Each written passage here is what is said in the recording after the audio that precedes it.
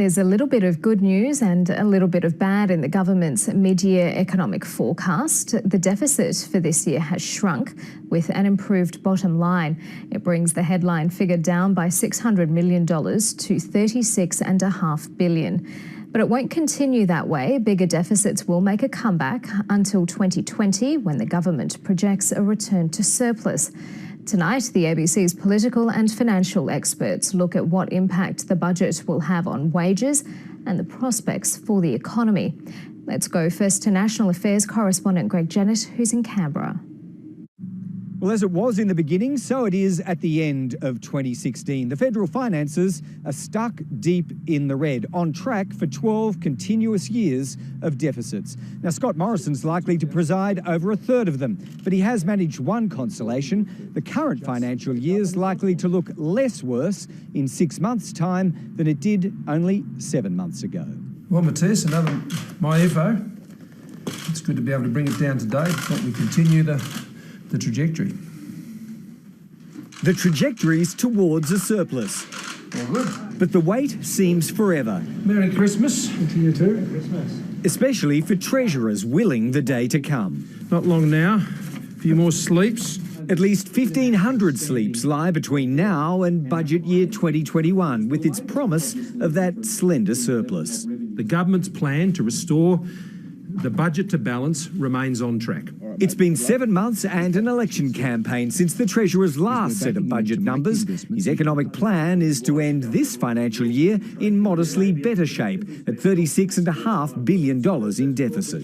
We've been able to keep our commitment to keep the plan to get the budget back into balance on track. But what goes up can always come down. Deficits over the next 3 years actually dive deeper. Next year's blows out from $26 billion to $28 billion. And the forecasts in each of the next 2 years are $4 billion worse.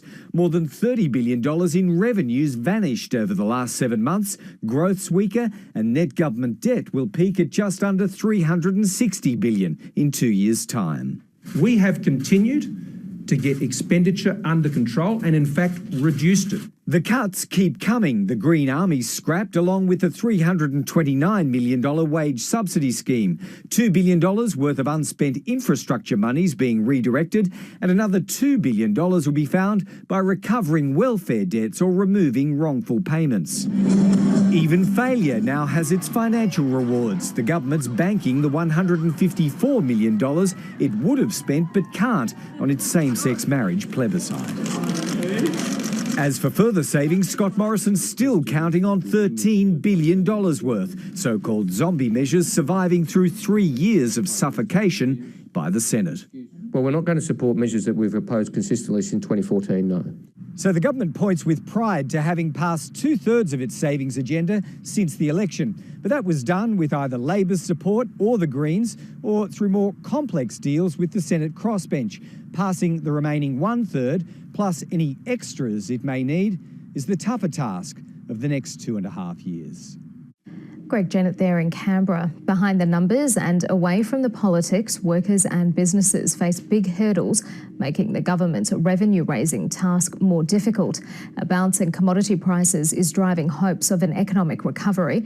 But as Philip Lasker reports, not everyone is ready to declare the good times are back.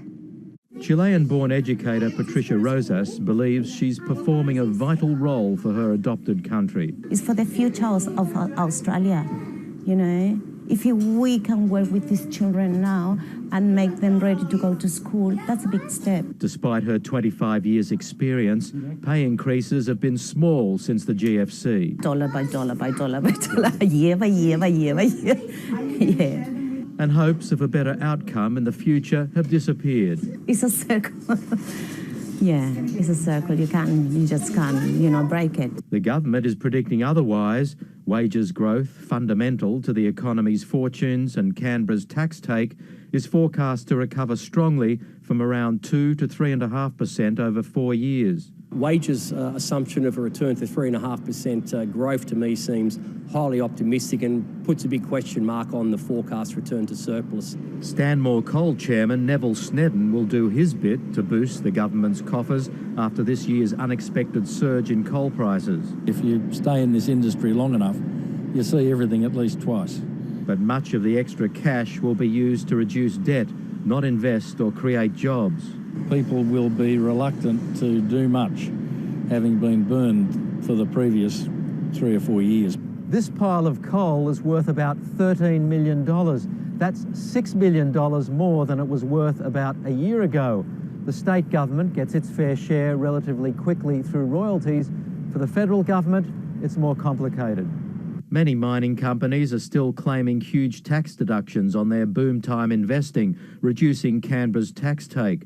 And a sustained recovery in commodity prices is far from certain. It's a very complex equation, that one, and I wish I knew the answer. But the overall trend is clear.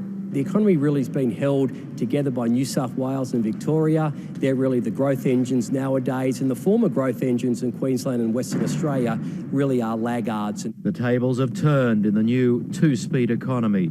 Philip Lasker, ABC News. Heading into today's announcement, analysts were almost positive Australia would lose its AAA credit rating, but the better-than-expected figures have saved it for now. Alan Kohler joins us from Melbourne. Alan, has the government dodged a bullet here? Oh, I think they have, Karina. I mean, Standard & Poor's in particular was itching to downgrade Australia. Moody's and Fitch, the other two ratings agencies, weren't so determined to do so, but Standard & Poor's weren't able to pick enough holes in today's statement, and in particular they couldn't really fault the forecast enough.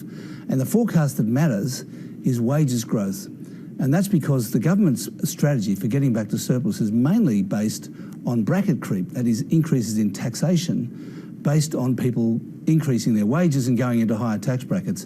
And so the wages growth forecast is the one that matters, and they've got the wages growth going up from the current really low level of 2% gradually to 3.5%. And basically Standard & Poor's had to say, well, that'll be okay, but we're really watching the May budget next year.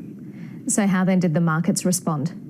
Pretty relaxed. The dollar actually fell quite a lot on Saturday, down to below 73. But then the fact that it didn't rise today, when the ratings agency didn't downgrade Australia today, means that they still think, the markets still think there'll be a downgrade next year, as there probably will be. The share market was pretty relaxed. It was up a bit, following on from a similar rise in New York on Friday, and commodity prices were also up a bit as well. So all pretty non-event.